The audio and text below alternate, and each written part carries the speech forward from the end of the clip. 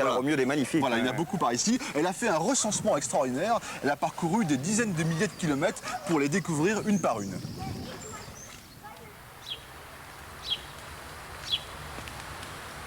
Sigy, terrassée par les broussailles, une splendide croix en fer forgé du début du 19e siècle. Annie Castan a le coup d'œil pour les débusquer. Dans le Gers, elle en a dénombré près de 400, l'objet d'un minutieux inventaire.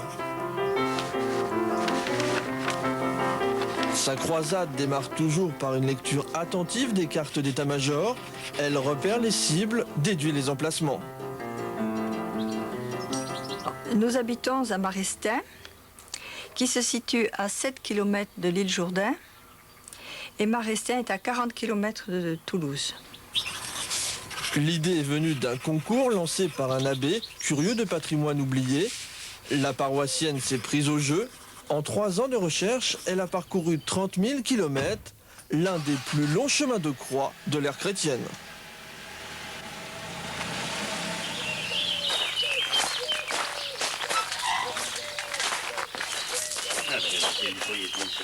Et là, nous sommes à Montbrun.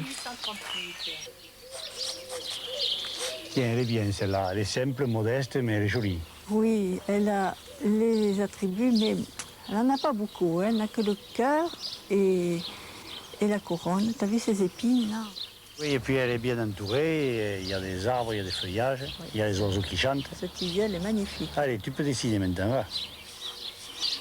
Érigées au lendemain de la Révolution, ces croix avaient pour but de rechristianiser le pays, selon la thèse forgée par les époux Castan.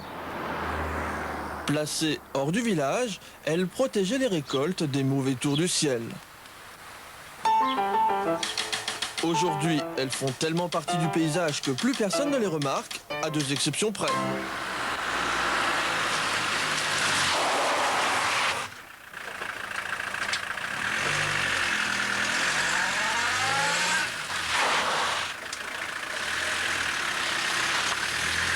Ce qui était exceptionnel, c'est qu'il y ait le monument aux morts, que la croix ait servi de monument aux morts. Ils ont donc mis cette plaque sur ce socle. Oui.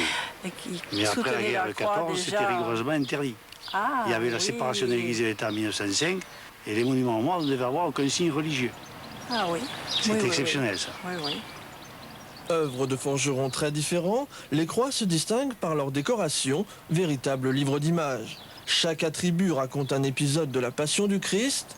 Le village de Simore détient l'exemplaire le plus richement doté, 22 motifs au total, parmi lesquels une oreille. Écoutez bien l'histoire.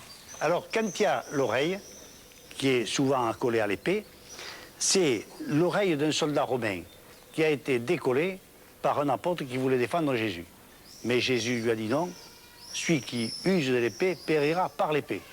Donc, il a recollé, c'est un des miracles qu'il a accompli avant de mourir, il a recollé l'oreille du soldat romain. Et c'est un symbole qu'on doit s'aimer et non pas rendre le mal pour le mal.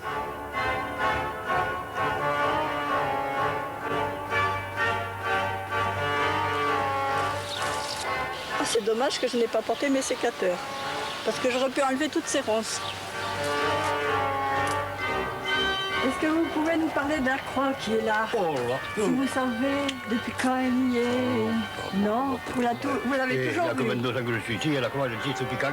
Je suis incapable de vous dire quoi que ce soit sur cette croix. Non, pas du tout. Quand vous aurez fini votre peinture, ça serait bien de nous donner un petit coup peut-être. Ah, de poursuivre, oui. Oui, l'idée gentille. D'accord.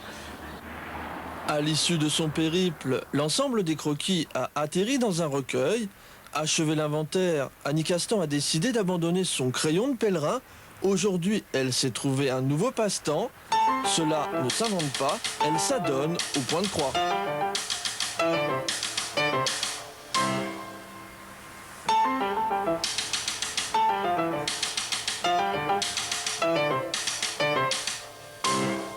Bravo, hein. Un périple qui lui a fait faire 30 000 km à la découverte de ces croix en fer forgé.